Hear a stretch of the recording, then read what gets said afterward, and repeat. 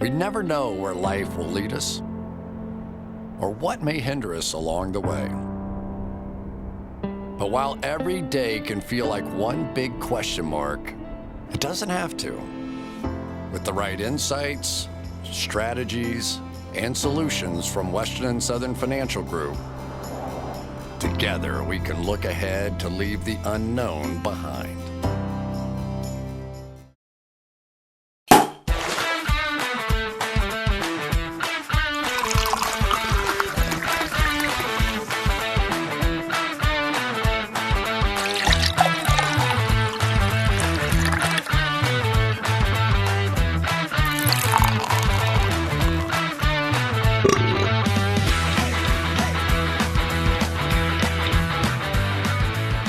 Back in studio with my guy, Mike Renner, 2-for-1 Drafts, ready to rip it up. I'm glad we're diving into some of these quarterback rumors, but before we do so, we need to bring up two things. One, check me, bro. That's check what me. we need If to you're bring watching up. on YouTube, I said on the Monday episode, this is the first day of my life because I'm freaking going to attack my style here. Went and got some new clothes, new shoes, ready to rock and roll. That crew neck is sick. The trefoil, love that logo. You like that? You like that? The I did shoes for are you. crispy white, too. Yeah. You like that? Crispy white. You're welcome. I'm coming, okay? Your boy's coming at you live via satellite.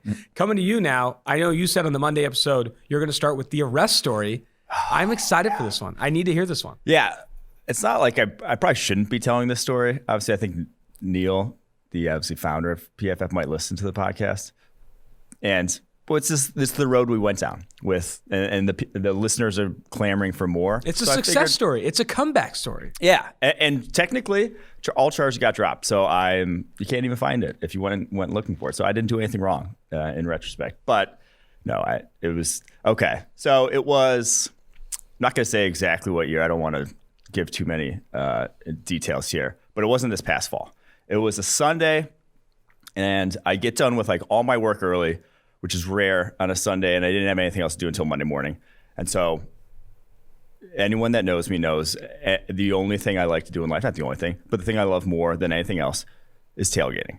My buddy is throwing a tailgate down at the Longworth lot on a Sunday. I'm a little late. It's like 11:30. I got done with all my stuff. I'm like, I'm going down there. And me being a little late was probably the first mistake. Everyone had been there since like 9 a.m. Everyone's a little drunk. And so in my head, I'm like, I got to catch up. Yeah. I threw like 3 shots of Fireball within the first half hour. At some point, a Four Loko came out. Come on. And by game time, 1 p.m. rolls around, and I'm pretty in the bag. And I'm roll over to the Banks. If you're unfamiliar with Cincinnati, what the Banks is, it's the area between the football stadium, the baseball stadium. I actually live there now. And it's got like a strip of bars. It's like there's a tin roof there. If you think of where the tin roof is in your town, that's probably like the same thing as the Banks of Cincinnati. It's like the entertainment district. And so want to go to Holy Grail. Holy Grail's so packed because the Bengals are on at 1 p.m. game. So we end up going to Stretch, which is a bar across the street.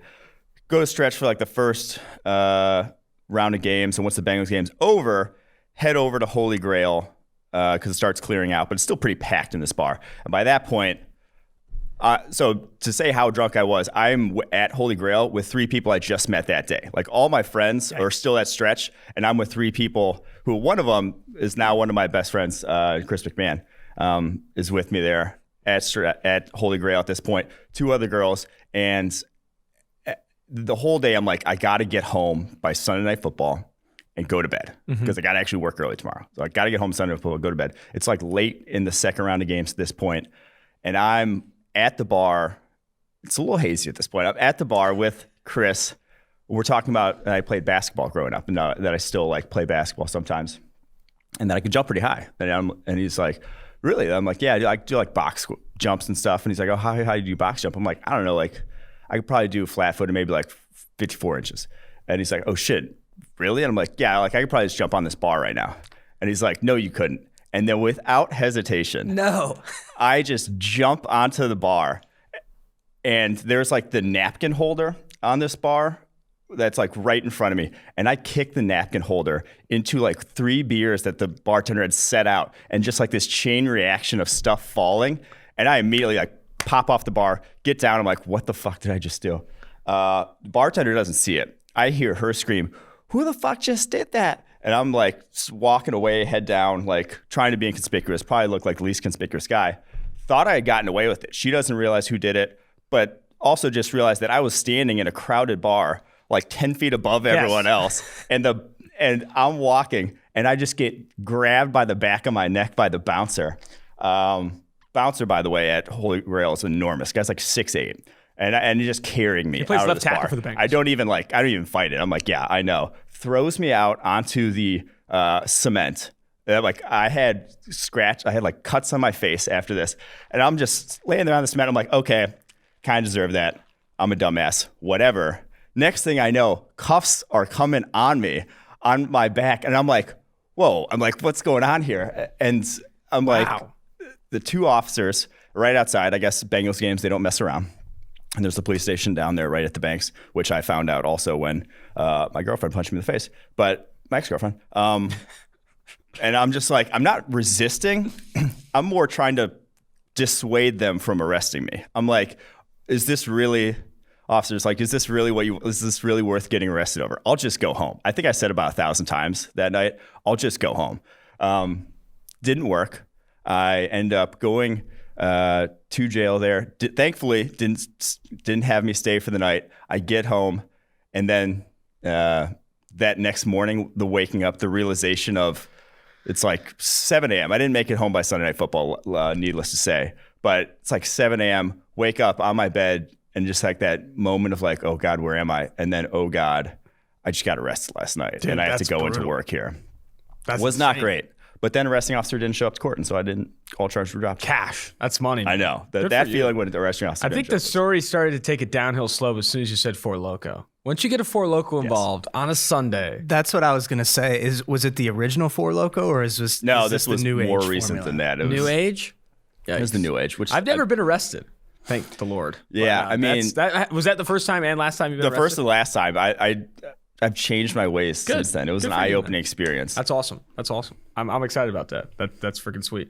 All right, well, then let's go ahead and jump into these quarterback rumors here. I'm glad you're getting into the story game. People want to know who you are. You're an enigma. Everyone just sees you as this pretty boy who was on The Bachelorette, who's probably given from a silver spoon, but you've been through some trials and some tribulations. And it's like a lot of my dating stories.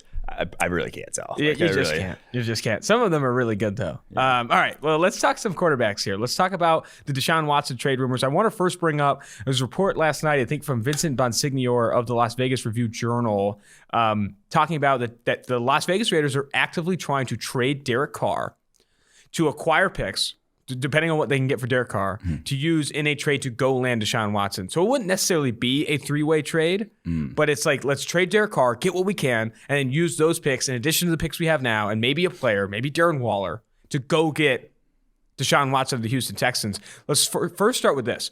What is the trade value for Derek Carr? Where do you see a team going, say like the Indianapolis Colts, the Chicago Bears, the Washington football team, three teams right now that probably can't muster enough to go get Watson, but maybe need to make an upgrade at the quarterback position and say, let's say, a Derek Carr. What are you trading for Derek Carr right now? Man, a first and maybe a third. That's maybe like a conditional third. I was going to say a first and a second if you're desperate. I think some of the desperate teams and it's could not go and first it's and and if I'm like top 10, it's not no. Like I'm not doing that then. It's like a first if I'm the Indianapolis Colts. That's my first that I'm giving. Because you're in that situation. You're the Washington football team at 19. You're the Colts at 23. God, I should know this better. But this is my job. 21, I think. 21. Okay. You're one of those two teams. Yeah, go ahead. By all means. Make that, like that 19th pick, you're not finding a quarterback.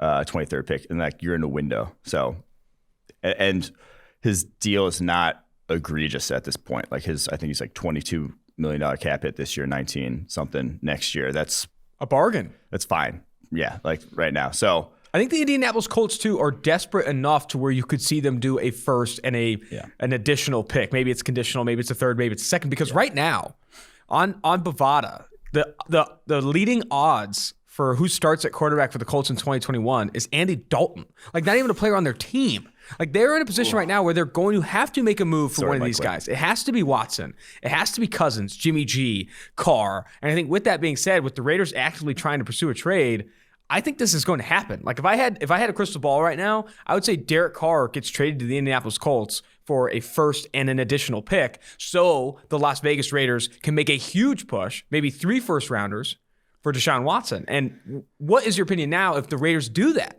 Are the Raiders in a position to win with Watson? Well, with what they've done with their first rounders, I don't want to be that guy, but I would go.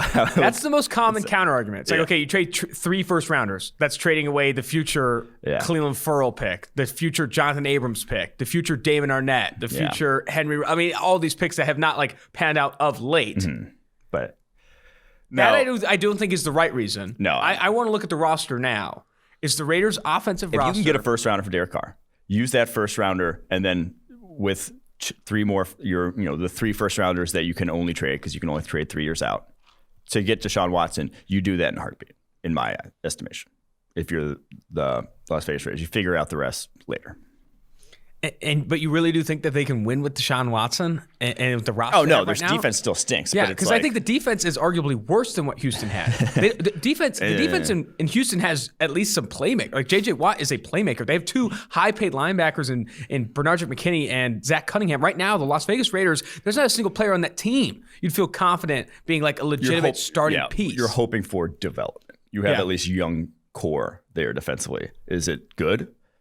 Not now. Watson had better receivers in Houston. He'd be going to a Raiders team where Nelson Aguilar, their best receiver, is a free agent. Henry Ruggs still needs to develop significantly. Hunter Renfrow might be their best guy. Like, that's not a position you want to be in. And obviously you have Darren Waller, and he's one of the top 3 tight ends in the NFL. An offensive line that I'd say is improved compared to Houston. And I think an offense where John Gruden has had a ton of success. And you've seen some of those press conferences, and maybe we could play this for us, Quinn, but some of those press conferences where Deshaun Watson talks about the relationship he has with John Gruden and how much he loves John Gruden. I think some of that's fluff. I know Deshaun Watson's a big fan of John Gruden, and Gruden, again, is a big fan of Watson. I guess that's the thing that blows my mind about this is that was Derek Carr's best year.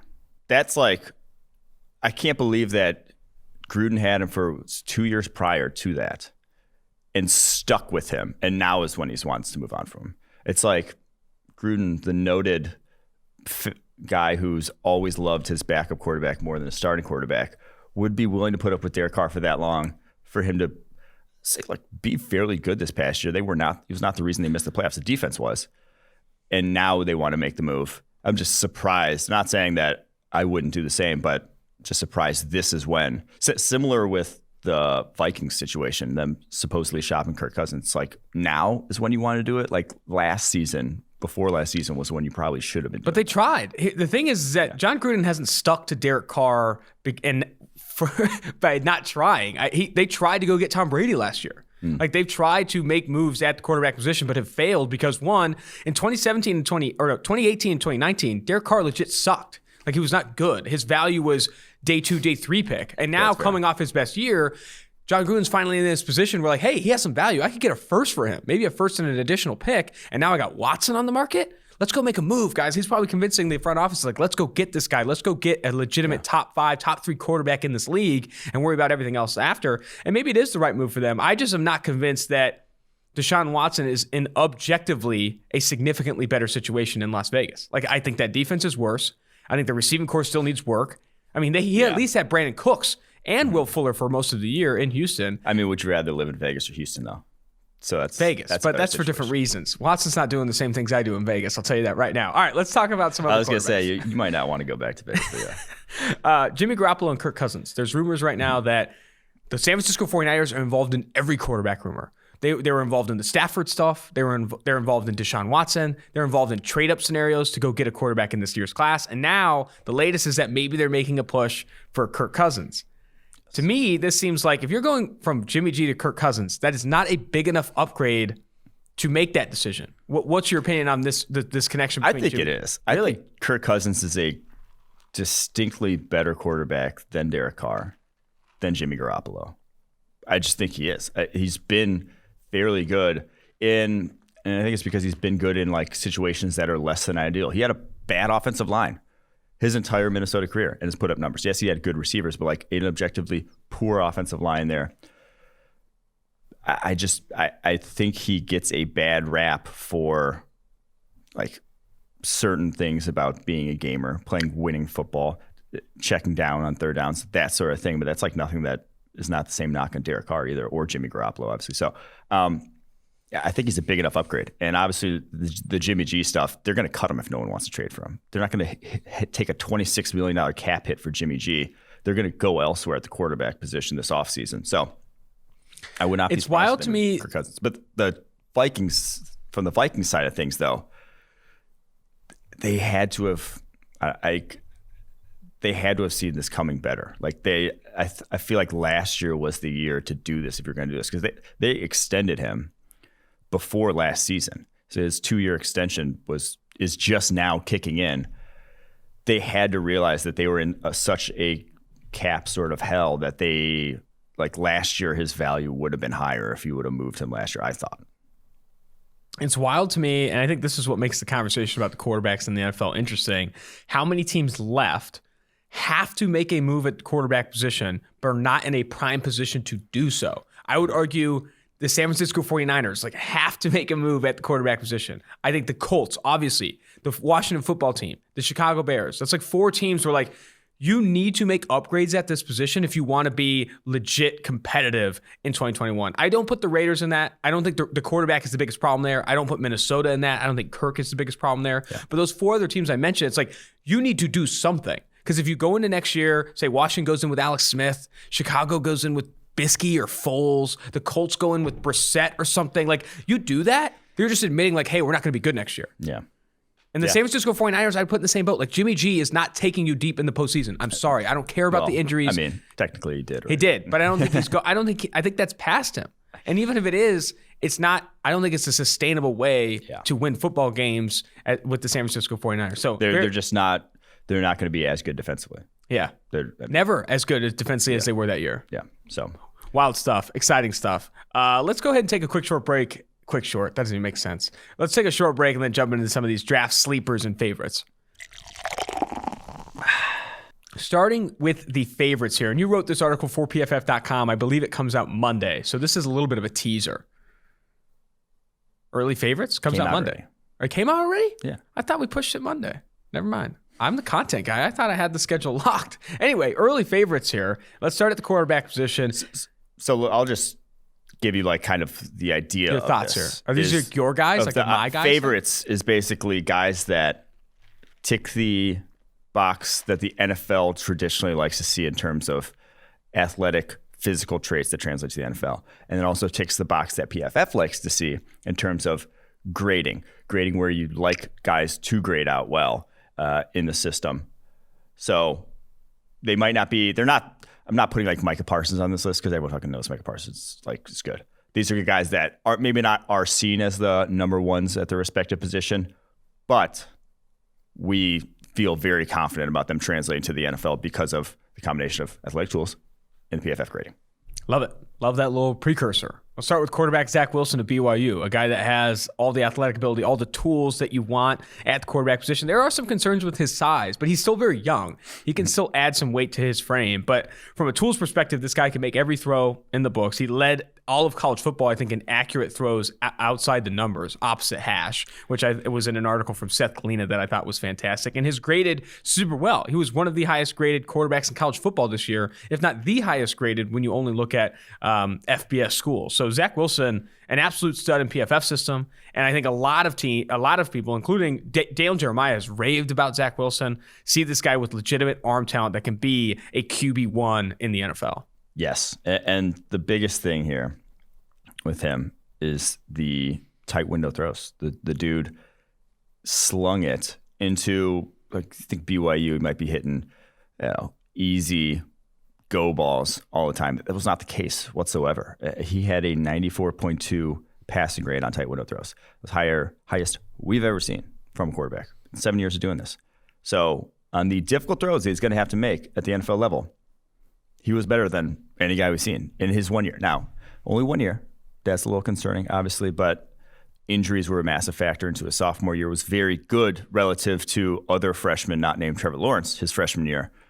So Zack Wilson with the tools and the grading profile, that's why he's QB2 for us. Still only 21 years old, turns 22 in August of this year. And I think there's ways for him. I think his arm gets better in the NFL. I think he can get a lot better as well. I think there's some development to his game that you see in year 1, year 2 that he starts to get better. And that I think is scary, and a big reason why the Jets should be in consideration at 2. I think Miami should still be in consideration, even with Tua Tagovailoa, and also the Atlanta Falcons. Like, I could see him going to any of those 3 teams after Trevor Lawrence is taken by the Jacksonville Jaguars at 1. Running back, I love this guy. I like him more than Michael Carter, and I think Michael Carter does get a lot of love coming out of UNC. And I have a question for you about Carter, but let's start with Javonte Williams, guy who practically broke the forced missed tackle per attempt metric in PFF system, and is an absolute monster. Like, this guy is going to go to the NFL and break tackles and gain yards after contact, and that is what translates, in addition to having plus tools, plus athletic ability. Yeah, to me, he's a better prospect as a pure runner than, why can't I think of his name? The first rounder went to the Raiders a couple years ago. Josh Jacobs. Yes. To me, he's a better prospect as a runner. He is, I think, more explosive, a little bit faster than him. Isn't as big, but I think he's going to be around 220. And the dude's balance is out of this world. Like I said, 75 broken tackles on 157 carries this year, a rate we've never seen. That's why he had the highest grade, PFF grade for a single season we've given to a running back in terms of his rushing grade. So 94.3 rushing grade, overall grade this past season. So let's talk about Michael Carter for a little bit. And I'm working to get him on the podcast as well. Smaller back, I think he got to the combine and was 5'7", a little over 200 pounds, 5'8", around there. Yeah, at the Senior Bowl, sorry. And I think the comparison that instantly jumped into my head, and I hate making Hall of Fame comps, and I hate making previous draft class comps. But the comparison that immediately jumped to my head, watching his film and seeing where he weighed in, is Clyde Edwards-Helaire. And I think you cannot say Clyde Edwards-Helaire is like a standard deviation better than Michael Carter. And Michael Carter's going to go better. Yeah. Like he's going to go 2 or 3 rounds later. Like, I don't think Michael Carter is all that different than what Clyde Edwards-Helaire brings to the table. And I think that in and of itself is Carter's even faster. Yeah. Like, Clyde Edwards-Helaire ran a 4.6. Yeah. Like, he ran a 4.6 at 5'8", 200 plus pounds. I think Michael Carter could be faster. He had better broken tackle numbers than Helaire did, obviously playing in the SEC. But I don't know, man. This is, again, it just continues to pour into the narrative that, if you want to find legitimate, productive running backs that fit your offense, that have certain style, you can get a Michael Carter on round 3, round 4, or you don't have to invest his first-round pick in Clyde Edwards-Helaire like they did. Yeah, I'm a big fan of Michael Carter. 202 pounds might sound scary, but when you're 5'7", 202 pounds, that's a load. That guy is bringing some heat. That's dense. The height, the density of a guy is more important at the running back position, and pretty much most positions, than pure weight. Because if you're 6 foot, 202 pounds, you're skinny. You're going to get chopped down. You're not that muscular. 5'7", 202, that guy probably looks ridiculous. That's your guy who looks too big at the weight room that you go, at the local gym that you go to, that you're just dude, calm down. You're you shouldn't be that jacked when you're that short.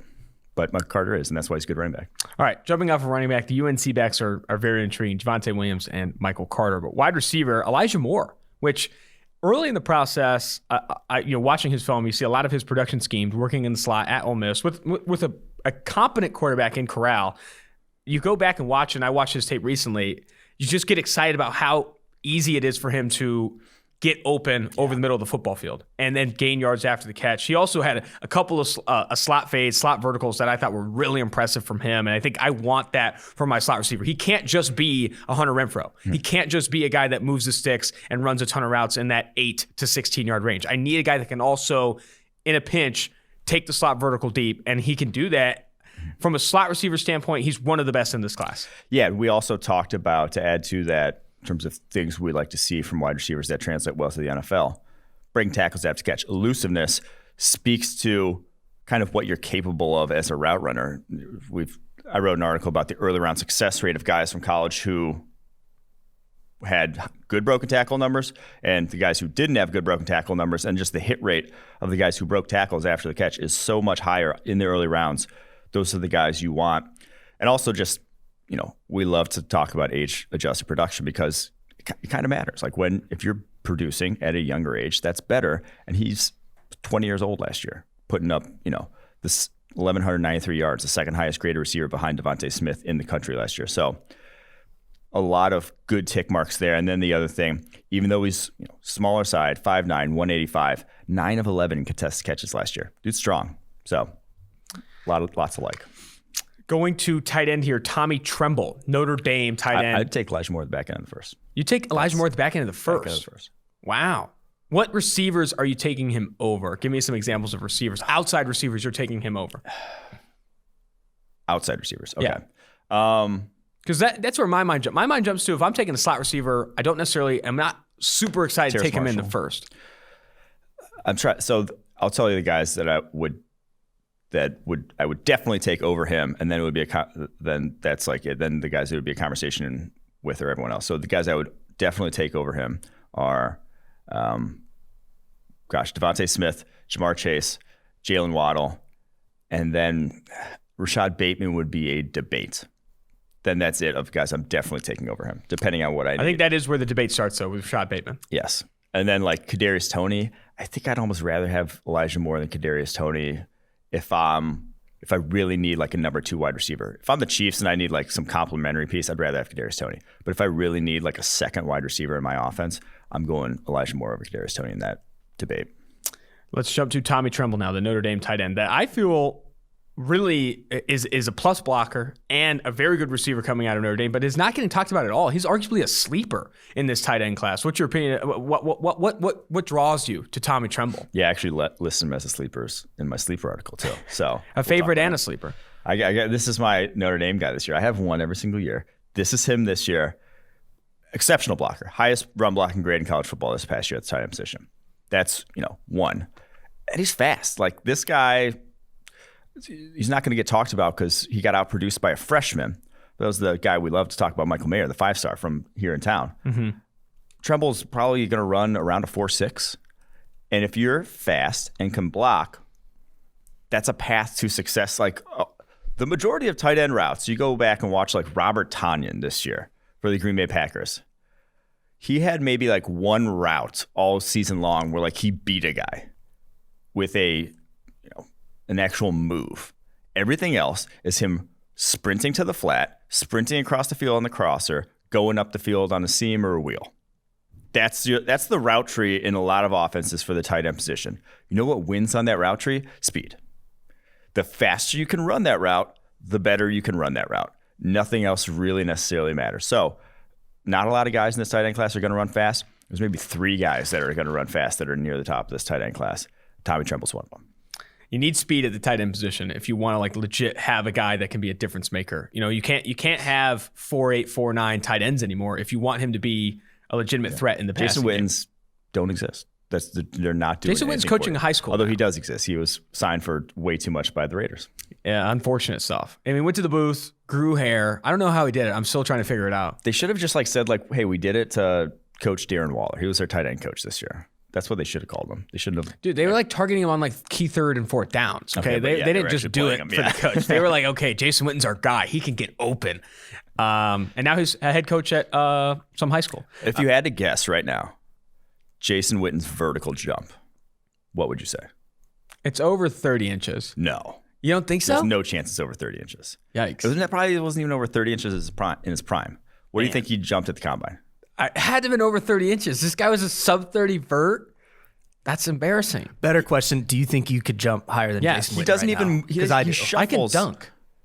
He barely gets off the ground when he jumped in the first place. His vertical at the combine was 31 inches. Okay, so then it's definitely not 30 inches. He's probably like 20s, or like young 20s. Yeah, which still not as bad as, there's a Florida State offensive lineman coming out. This was 2015 or 2016. God, I should remember his name because it's 6 in my mind. 16-inch vertical. Oh my God. I don't know who let that guy in a football field with a 16-inch vertical. That's if you have big enough feet. That's like Shaquille O'Neal standing on his tiptoes is a 16-inch vertical. That's insane. So not high enough to get on top of a bar and knock over. True. That guy he probably has never gotten arrested though. He would have just fallen flat on his face, never gotten. Cops wouldn't even know it existed. Unfortunate. All right, get to offensive tackle here. Let's see what his vert is. Christian Darasaw, the big offensive tackle for Virginia Tech, who had a really good game against Miami's Quincy Roche. I think he's different when you compare him to a Penei Sewell or a Sam Cosmi, guys that are fleet of foot, very move very well on their lower half. But Darasaw is just a monster. He's an anchor that like bullies kids without trying. Former 3-star recruit that took a prep year before going to Virginia Tech. Darasaw, man. I think he also has positional versatility like maybe some of the other tackles don't, but I think you want to stick him at tackle at least first of all and see how he can hang. And as long as he can handle speed, that's where the concerns with Darasaw kind of happen for me. Is can he handle explosiveness? Can he handle speed? If he can do that, he's going to be a starting tackle in the NFL for a long time. Yeah, because, I mean, he faced some good edge rushers, but I don't think anyone was really like a 4 or had 5, the Rockets, 4, had the 6 juice. guy. Like, Yeah, Roche doesn't have the juice. Roche doesn't have the juice. Demukajay and Rumpf, that's kind of their thing, too, is they don't really have the explosiveness. They're really good with their hands, and he kind of just nullified those guys. So, yeah, second highest graded season from a Power 5 tackle, only trails Penei Sewell in that regard. So when you got that and you're as powerful as he is, like, feel pretty good about you. He was also the highest graded run blocker in the country this year at tackle. Like he was very graded really well as a run blocker as well. Landon Dickerson, who will be a favorite by everyone. It'll be a favorite for the offensive line scout community. It'll be a favorite by the NFL. It'll be a favorite by PFF. Graded really well. Transferred from Florida State to Alabama and continued to have success. Obviously took an injury this year and wasn't able to play in the Senior Bowl or in the championship run for the Crimson Tide this year, but still a big-ass dude playing center. Could probably play guard too if he wanted in the NFL. I think you look at day 2 prospects on the interior offensive line, Landon Dickerson's name is going to be heard early. Yeah, the most valuable season by a center in terms of PFF WAR, as graded well. Now a couple of years, and like this year was at just another level. And physically, that's a grown man. Now he's on the older side, but like that'll translate still with how strong he is, and he's playing in the SEC. He's playing good competition, still manhandling dudes. So yeah, like I think I said this before. This is everyone's favorite guy this year. Absolutely, every single person is going to love Landon Dickerson. When he gets picked, everyone's going to be like, that's a steal of the draft. So because of the ACL injury, and if he recovers, he probably will be. I found the guy, though, that we were talking about, Josua Matias.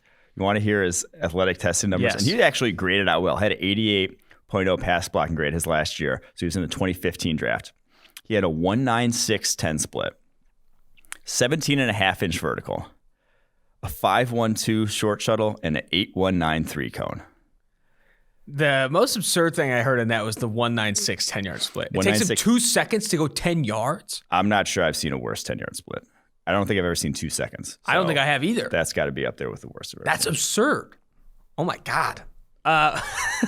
Man, poor guy. Let's jump to defensive tackle now off of Landon Dickerson. This is one of my favorites in the class. One of the hashtag my guys, Ellie Mcneal, NC State defensive tackle. I think former 3 or 4-star recruit that had offers from big programs. He had offers from Bama. He had offers from some I would hope this guy was a 4-star recruit, having watched that tape in his high school. I think he was at least 4-star. He played running back in high school. I love Elene McNeil, and the reason he went to North Carolina, he's from North Carolina. He's like, I'm staying close to home. Family's really important. Elene McNeil wore number 29, playing bulk majority of his snaps either head up or shaded on the center. Can win quickly. You know, when I look at defensive tackle prospects, guys that you're going to take highly. Guys later, you're looking for 2-gappers that can stuff the runs and big monsters. But early, if I'm taking a defensive tackle early, he has to win as a pass rusher early in the snap. And if you don't do that without juice, and if there's one thing Elene McNeil's got, former running back in high school, and he played linebacker. He didn't even play defensive line in high school. He played linebacker, off ball. Elene McNeil's got the juice, can win as a pass rusher early. Yeah. And led the country this past season, or led Power 5, in run defense grade, 92.1, and holds up to double teams really well. Like that's he's got a big lower half, dude. Yeah. The guy's built like I don't even know what it is. He's just a monster down low. He's built like one of those dinosaurs, like a triceratops. Or no, not what's the one that's just like real thick in the bottom. Okay, I don't know either, but apparently. But he's built like we'll find what he's built like a random dinosaur. Nice body count for him. But yeah, I'm a big fan of Ellie Mcneil, man. To me, he's a better prospect than like that group of athletic DTs we saw come out last year. And I'm really bad with names today. This is getting bad. Who's the Oklahoma guy who went to the Cowboys? Oh, Neville Gallimore. Neville Gallimore. Yeah. Good Lord. He's got a better frame and better production. Yeah, like I think he's better than like all those guys who were kind of like day 2 defensive tackles. I think Ellie McNeil's a better prospect than them this year. He's awesome. All right, Rashad Weaver, Pittsburgh edge defender, better than Patrick Jones. We'll say that. But also wins with his hands. I think that's the first thing that pops off the tape for Rashad Weaver. And if I have a type along the edge, the guys that get drafted highly are the ones who are freak athletes. It's why Gregory Rousseau, Kwity Paye, who is also productive in his own right, but Jason Owe gets talked about in the first round. Those guys with freak tools, they're going to go high. But guys that maybe don't have the freakiest of tools, but just consistently win with moves and their hands, Rashad Weaver is one of my guys. I like Weaver a lot too. Yeah. And 90.0 pass rushing grade this past year. And it's nice because we got to see him and like Patrick Jones kind of interchangeable roles. Patrick Jones, thought of as top prospect. Also, he only has 68.9 pass rushing grade. Like Weaver was dominating in a role that another guy who's a legit prospect was not, which I think almost like helps Weaver's case in our eyes. And then he has the body type, like that wins off the edge. He's not particularly explosive, but 82 and 7/8 inch wingspan, damn near 7 foot wingspan for a guy who's 6'4". He can get on you quickly with length like that, and is really powerful. So, yeah, he's a little on the older side. That's always concerning when you look like the older guy, like when you look like the grown man, when you are the grown man. But I still think he's a safe bet in the second, like day 2 somewhere to just like be a productive edge. Linebacker, everyone's favorite. I feel like a lot of people like this guy coming out. It's Nick Bolton of Missouri, a guy who hits like a fucking Brink truck. I don't even know what that expression means, but he hits hard and he hits mean. I mean, if you get hit by a Brinks truck, it'd probably suck. True, but I guess I don't know why it has to be a Brinks truck, you know? Well, they're like the armored. They are the it's armored. Like bigger. I'll stick to it. Like he hits like a Brinks truck. I would love to get hit by a Brinks truck because you probably get a pretty good payday out of that. That's true. Decent. You know? On the spot, too. Probably right out of the truck.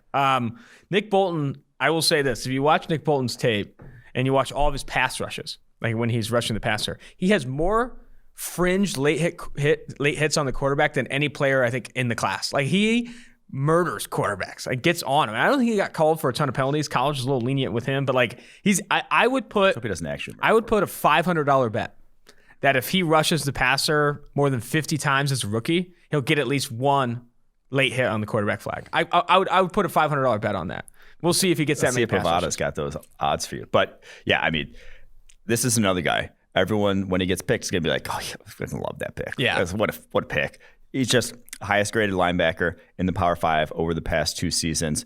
Micah Parsons hasn't beat, but he didn't play both seasons. So Nick Bolton, 91.2 grade over that span. Super productive, led the SEC in stops both years. Like, there's not much to dislike outside of the fact that it's not the fastest, not the longest, not the whatever. Not Those the biggest. boxes aren't going to get ticked. But you don't have to be, not everyone's going to tick those boxes. That's a very good linebacker in the NFL. All right, cornerback, Asante Samuel Jr., who I watched his 2020 tape recently after watching his 2019 tape. And like, again, in 2019, I think he was asked to play a lot more strictly man coverage, and he played a little bit more in the slot as well, and you saw how he could match and mirror in man coverage concepts. In 2020, they asked him to play a lot more zone, and that's where the instincts came out. You see him picking up routes, playing the deep third, like it reminds me a little bit of Antoine Winfield and Jalen Johnson, guys that you could just tell understood the Asante game. Samuel. Yeah, Asante. It reminds me of Asante Samuel even, but he also tackles really well. He's a guy that Shots fired at Asante Samuel Sr. there. So Asante Samuel Jr. is a better tackler than Senior. Yeah. I'll say that. And I'm working to get Asante Samuel Jr. on the pod Although here. I wonder, I never saw Asante Samuel Sr.'s college tape. Maybe he just kind of like gave up once he got paid. Maybe. Which I wouldn't blame him for. Yeah, maybe. But Asante Samuel Jr., I think back end of the first, I am sprinting the card in. If he falls to day 2, I think he's going to be one of the steals of the draft. Also, something I just remembered yesterday that I don't know why I'm bringing this up, but Asante Samuel dropped a pick in the Giants Super Bowl 2011 that I had completely forgotten about. That You're just bringing that up? You just got Or was it to 27? open up wounds? that they like the David Tyree thing would never have happened if Asante Samuel. Oh, no, yeah, that happened like the play before. Completely forgot about that. Yeah, I remember that. But yeah, Asante Samuel, and he's obviously not going to tick the size That's box. rude, man. If he's listening to the pod Sorry, right now, you Asante. just got to bring that up? But 8th highest coverage grade in college football this past season. In a defense where no one else played well. Everyone else was On a team out to where lunch. no one else played well. Yeah, exactly. Like Florida State this year didn't even show up, man.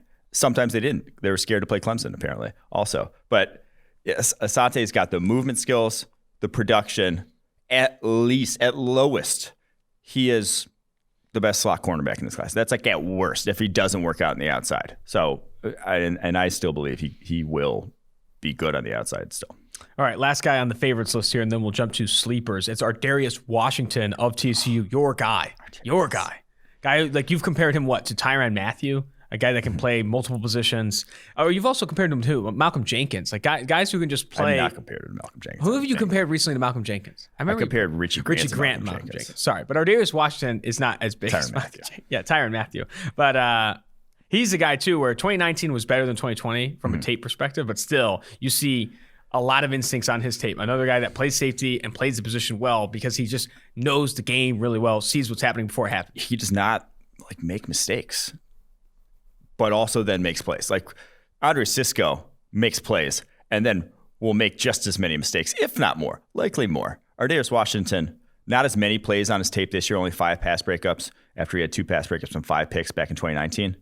But also didn't make, still not giving up big plays in his coverage. He is just that's going to translate when you're that efficient of a safety, when you see the game at that type of level. I don't care if 5'8", 178. He is, we got to do a fun to watch rankings at some point, but if I had to rank the players whose tape I most enjoy watching, number 1 would be Trevor Lawrence in this class. Number 2, Penei Sewell. Darius Washington checks in at number 3 for me. Wow, it's a good list. He is that, it's just that beautiful to watch him play the game because he's just so smooth and quick to process everything that's going on around him. I think Bolton's up there for me. I think Bolton is very fun to watch. Fun to watch. All right, let's look That's why I said we got to do a power rankings at some point. Yeah, Fun to watch. I agree. We got to do the name rankings too. I think I'll write these down. I like that. All right, sleepers list now. It's going to be shifting from our favorites list to our sleepers list. Biggest draft sleepers. You wrote this article for PFF.com as well. These are the 8 biggest sleepers in the class, or how did you categorize this?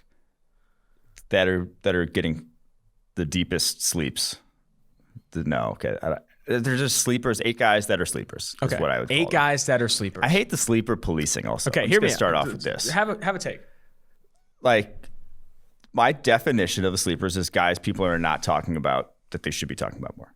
Guys aren't getting. I haven't seen any of these guys in a first round mock or a second round mock.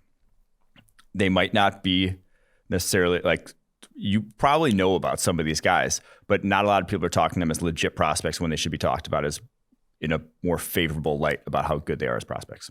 That's my definition of sleepers. Some of these guys went to big schools. A lot of these guys, everyone knows their name, but they're not getting talked about enough as legit prospects. That's my definition of a sleeper here. We're not close enough to draft day where it's actually hey, this guy plays at Rhode Island.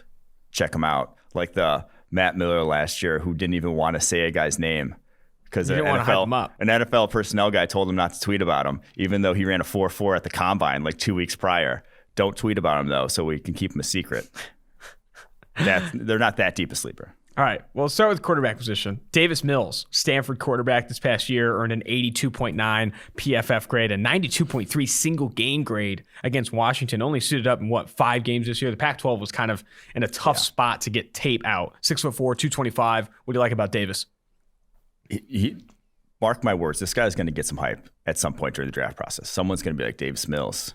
He's got that moxie, whatever. Former 5-star recruit. For a very highly ranked recruit, only made 10 career starts at Stanford.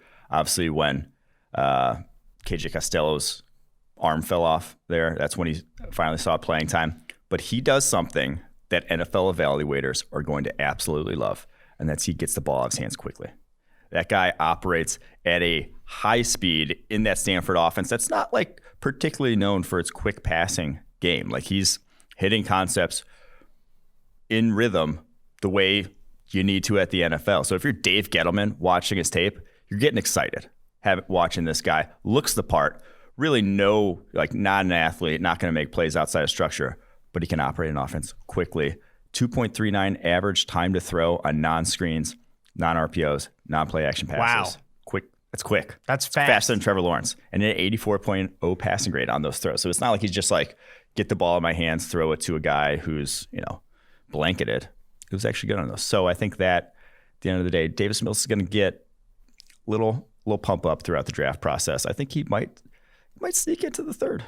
He declared early because he obviously thought someone gave him a grade that's high. His even average time to throw overall is the 6th fastest in the country this past year at 2.28. So that obviously includes some of those quicker passes that you spoke to. But interesting stuff on Davis Mills. Wide receiver, the guy at the Senior Bowl that kind of lit things up in the one-on-ones. I think he had the highest win rate of any receiver in the one-on-ones. Cade Johnson of South Dakota State. And then you also have Jalen Darden in here, the slot out of North Texas, who he ran His route tree was very interesting. It was slot vertical or screen behind the line of scrimmage. Like he did not run a very complex route tree. And I was trying to think of, receivers that have that kind of role in the NFL. Guys that have and I think Mooney makes some sense. I know he's been comped to Mooney a handful of times from a speed and this is how he's going to win in the NFL. But it's a very interesting role for an offense. To bring in a Jalen Darden who is not going to work on the outside a ton. Is strictly going to run fades when he gets pressed and then screens on other things. And he got schemed a lot of free releases as well. I'm interested to see how teams use Jalen Darden in the NFL because here's the thing. I know you said you don't like when people police sleepers. I've heard of Jalen Darden as a sleeper by a lot of people.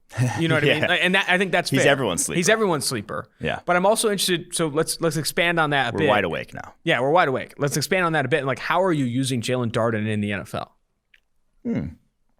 Good question. I think he just run a full slot sort of route tree. That's who he is. I think he can even if you are in 2 wide receiver sets and you're going heavy and he can do play action vertical stuff from a 2 wide receiver set. I think that's where I would use him at the NFL level. Cade Johnson, I think is almost a little more, after watching him at the Senior Bowl, I think that guy can win on the outside. I don't think he has to be a slot. He played slot for South Dakota State because a lot of college. I think he starts in the slot in the NFL too, though. I think he does. But he played through contact. That was the biggest thing about his performance at the Senior Bowl and just watching his tape. When guys are 5'10", 185, and I have a type. I like the smaller, quicker guys. I like guys that can get open, and oftentimes that's not the 6'4" monsters. But it's can you get open when guys have their hands on you is the thing that oftentimes doesn't translate once you get to the NFL. Can you get open when you're hip to hip with a cornerback? Can you get that little bit of separation right at the end? Because it doesn't look as easy once you get to the league. Cornerbacks are athletic. They're all. That's why you draft guys that run 4.3s and 4.4s so that they can make up that little bit of separation. And Cade Johnson playing through contact was a lot more impressive than your average 185-pound wide receiver. Just didn't rob him of any speed. He's an explosive dude in his own right. I can't wait to see how he tests out because I think he has one of his numbers will be pretty sick. Maybe a broad or a vertical jump, maybe an 11-foot broad jump. That guy bounces off the line of scrimmage. This is what frustrates me about talking about Elijah Moore in the first because I know Cade Johnson and Jalen Darden aren't better players, but if I can get a Johnson or a Darden in Scarcity. 3 or 4 or 5, I am sprinting those cards in before I get an Elijah Moore maybe at the back end of the first or top of the second. Because you talk about position scarcity for running backs, and there's even some conversation for receivers. There are 4 guys who are very Elijah Moore, Rondale Moore, these two, where it's just Tutu Atwell even. He's even in the conversation. I'm not as high on Tutu Atwell as others, but he's at least in the conversation. There's a number of guys who have. They would fill the same role. They'd all fill the same role in their offense. All right. Tight end, Tommy Tremble. We talked about him in the favorites, the Notre Dame tight end. And then at offensive tackle. Make sure people stop sleeping on Tommy. You're not sleeping on Tommy. Not anymore. I need to do. Wake the hell up. I need to tweet out a supercut of his blocks, some of his blocks, because the way he'll go attack a linebacker is unlike anything I've seen from a tight end in college. He'll sprint into a block. You seen that Trent Williams block from this year where he just decleats a dude? Tremble has blocks like that on his tape where he's just full speed into a guy and just launches. I need to tweet out something because it's... Get a supercut going. I've never heard it phrased as a supercut, but I like it. I said it'd be a highlight reel. Yeah, supercut? What the hell is that? Supercut's that's something. Am I just making up? Supercuts is a place you get haircuts. I know, is a place you get haircuts. we can make it a thing. It's a shorter highlight reel. It's a highlight reel of highlight reel. I think it's a better Supercut is a genre of video editing consisting of a montage of short clips with the same theme. Wow. Yeah, it's a highlight reel of a highlight reel. That's insane. Why don't they call all highlight reels supercuts? It sounds cooler, honestly. It sounds sick. All right, Walker Little. You've been talking about him a lot, even off the podcast. Even you're texting girls about this guy, which is interesting. But it's a method you can't take. Walker Little, the Stanford offensive and tackle. They don't even know about him. That's how big a sleeper. They're sleeping on him for sure. Walker Little was a former 5-star, one of the most coveted recruits coming out. Goes to Stanford. I think he only plays one season before getting hurt and then having to opt out of the 2020 season. You haven't seen a lot of tape on Walker Little, but from the pedigree standpoint, athleticism, tools. He's got everything. And I know he's working with Paul Alexander, a friend of yours, and he keeps sending you videos of him shirtless, or what are those videos consisting of? Paul's just, giving me a lowdown. If you don't follow Paul's Patreon, it's actually very informative. he knows offensive line play inside and out, and you'll learn a lot if you do follow that. But he's basically said, he's like, this guy's got it. And he's showed me videos where a lot of issues, he was kind of sloppy in his past sets back as, a sophomore, which sophomores tend to be. And it looks a lot better, for the videos he showed me. So Walker Little, there were mock drafts heading into the 2019 season, the one he got hurt after the first game against Northwestern, that had him going as high as number 2 overall. To me, it's academic dishonesty to do that, have the guy play one game, and then be like, okay, now he's the 3rd rounder. It's if you were that high on him at that point, and you saw one game, and it was a pretty good game against Northwestern. He didn't get beaten pass pro in that game. That talent level's still there. So I think he will be one of the steals of the draft, because I get why you'd be scared to draft him in the 1st round. You didn't see him play. Playing football matters a lot for a guy's draft process. I've heard. We at PFF are the kind of banners for, hey, the on-field is all that matters. But Walker Little's on-field is still pretty good, and that was you can expect some progression, especially at offensive line. So yeah, I think Walker Little's getting slept on. If he goes outside the top 2 rounds, man, you don't find talented OTs like that late in the draft with his tools. Let's jump now to Kendrick Green, the guard for the Fighting Illini. University of Illinois earned an 87.8 PFF grade this past year. Was a monster in the run game, 88.5 run blocking grade. His grade has improved every single year of his career with the Fighting Illini. He's played in over 500 snaps in each of the past 3 years. Green, a guy I don't think not a lot of people are going to say they've heard of Kendrick Green. And it's early in the pre-draft process. I remember we were putting out draft content and mock drafts in January, and people were like, January? What are you doing? No one's ready for this. We're ready for this. And Kendrick Green, I think as you get closer to March, get closer to April, you're going to start hearing this guy's name. Green's awesome. Highlight reel blocks. If you want a supercut of pancakes, Kendrick Green's is going to be up there. I think Penny Sewell is probably the only one who has a better highlight reel, because Green is not that big. Like the Landon Dickersons of the world, the Deontay Browns, yeah, they're going to pancake a 290-pound DT. They got him by 50 pounds. In Deontay Brown's case, maybe like 100 sometimes. Kendrick Green's like 310, 315, but he is explosive. This guy, he like, if he gets the leverage on you, and he'll like caught some linebackers where he just got underneath them and it just runs. Like he'll just run with you because he is a ball of fire coming off the line of scrimmage. Still work in progress in pass pro, but he can deliver a pop, man. This guy, I think he's a day 2 type interior offensive lineman. He's really got the goods physically, and he's graded out a lot better every single year. You've seen a massive progression from him in his 3 years at Illinois. Is he hashtag fun to watch? Oh, yes. He'll make the top 10. It's a fun to watch class. He might not make top 10. It always is. I still see tweets about that. Like there are people that are tweeting out like a single play of a player and then saying he's fun to watch. And I kind of want to cry every time I see it. Man, I saw one, God, this was a couple weeks ago, where someone said he was fun to watch when it was like a guy who I would objectively say has not been fun to watch comparatively to the rest. That's where we need to bite back. Because the criticism with fun to watch, if you're new to 2-for-1 drafts, the criticism is that you'll have random analysts or fans of the draft tweeting out clips of players and saying, man, the only take they have is he's really fun to watch. And it's like, okay, that's not a take. Football is fun to watch. Exactly. If you're watching football, you're probably having fun. I think another good list would be the guys who are least fun to watch. Yeah. I think that could be a fun list. Not whatever. You really pickled yourself there. But defensive tackle here on your sleepers list is next one is Milton Williams. Talk to me about Milton. Yeah, this guy's interesting because I was going through early season tape and I'm like, and he has a really good grade, like a 90.0 pass rusher grade this past season. I know it's like 88 point something. I should have had it written down. My bad. 89.7 pass rushing grade, a 90.8 overall grade, and an 88.4 run defense grade. Over 30 pressures in each of the past few years. Listed at 6'4", 278. Kind of thin. Yes. So that's the thing. I'm watching the early season tape, and I'm like, why the hell is this guy graded out that well? It didn't look good. And then somewhere around midseason, someone told him, hey, just like stop like hesitating and just like go attack. Just like go do what you got to do.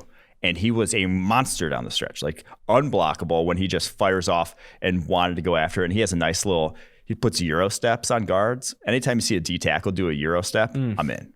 That's like a high. Not a lot of 300. It's not 300 pounds. It's 280 pounds. But not a lot of guys like that are physically coordinated enough to do a Euro step on a guard, and he did. And that's enough for me to call him a sleeper. And he's athletic. I wonder where he gets his weight to, and we'll want to see his testing, obviously, because 280 is right in that tweener size, and I don't think he's going to be an edge rusher, even though he did play some there at Louisiana Tech.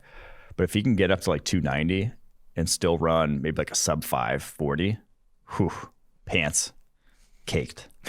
I don't like it used that way at all. Yeah, that was not actually how you should use it. Pants caked. I remember writing his background. I remember he was a big basketball player. He was a very good basketball player. He was a two-sport athlete coming out of Texas's Crowley High School. Was only listed as a 2-star recruit, though. Had offers from La Tech, Stephen F. Austin, New Mexico, and then obviously went to La Tech. But big basketball player. I remember you can't read into him as a high school player without talking about how good he was as a basketball player. So that Euro step translating on the field. Edge defender here on the sleepers list is Oklahoma's Ronnie Perkins. I've had a lot of people text me about Ronnie Perkins. Send me DMs like, hey, man, he graded really well. Maybe he's not a sleeper then. What's up with Ronnie? What's up? No, I wasn't trying to sleeper police you. But I'm saying he is a name that is being brought up kind of like, why aren't people talking about him? Why aren't people talking about Ronnie Perkins of Oklahoma? Graded really well.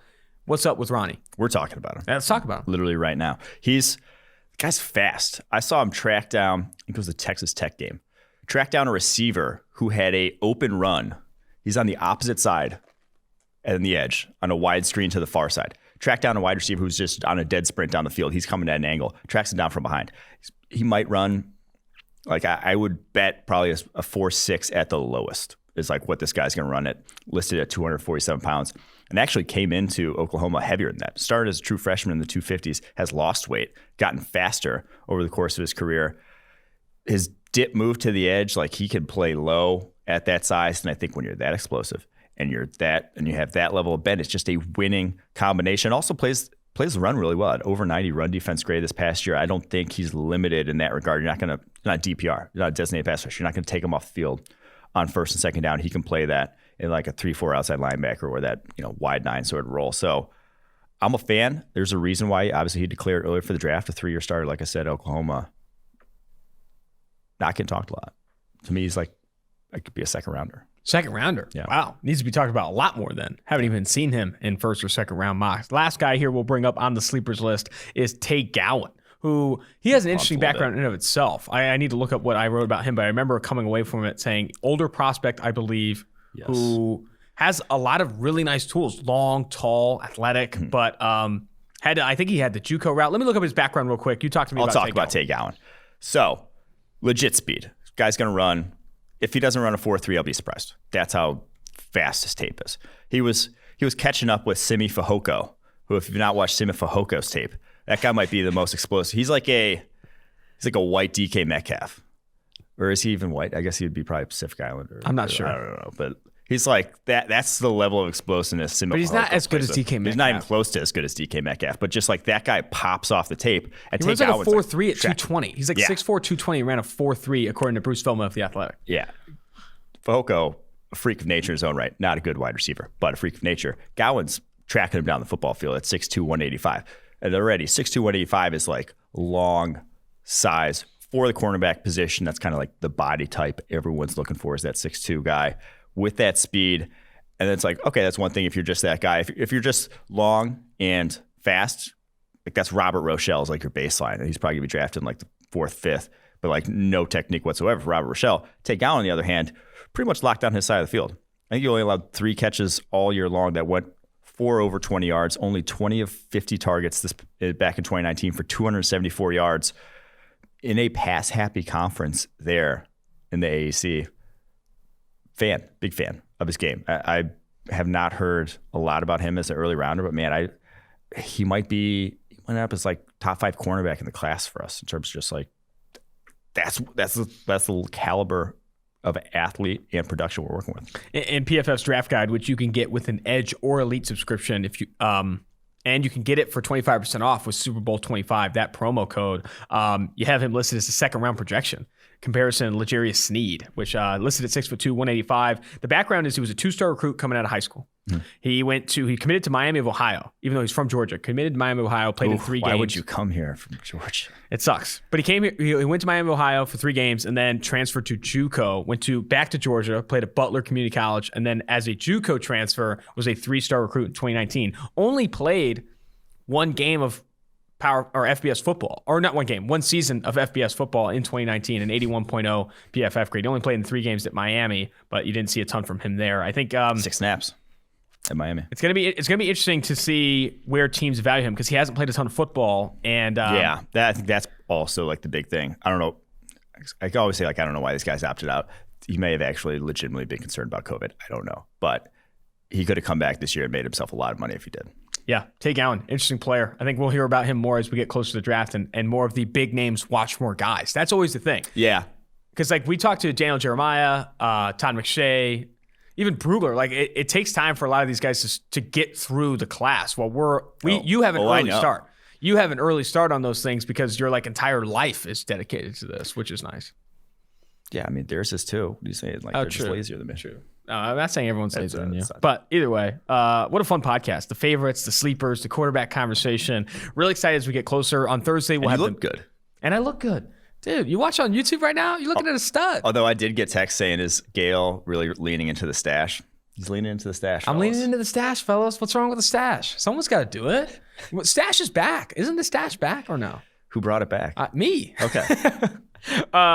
But the Thursday episodes, tomorrow's episode, we're going to record the mailbag episode. We have a ton of reviews, a ton of 5-star reviews with questions. If you want your question answered in any future mailbag episode, you need to leave a 5-star review on Apple Podcasts with your question. That's the #1 way to get it in because we're getting too many questions on Instagram, DM. Some people are Snapchatting me questions, and you don't want to see those. Like some of those are crazy. So some people are matching with you on Tinder just to get that question in. And honestly, I can't get a date. It's on every single one's like, what's Mike Renner's number? And it's like, damn, like if that's all my matches, what am I going to do here? Like, how am I going to get to the next level in the dating scene? To tease the Monday episode, and I'll tease this on the Thursday episode as well, I got a good story for you. Here's the tease. I'll bring up just a couple keywords. My dad, my grandma, so his mom, a shotgun, Thanksgiving. It's a good time. It's a very good time. It's a wild story. My dad tells it better than I do, but I'll bring it up on the Monday episode, not the mailbag episode, the Monday episode. So continue to tune in. But this has been great. Thanks, guys. Thanks, Quinn, and the producer. We got to thank Quinn at the end of the pods. Thank Quinn. Thanks, Quinn. Quinn's a monster back there. Very welcome. But until next time, Austin Gayle, Mike Quinn, Mike Renner, 2-for-1 drafts.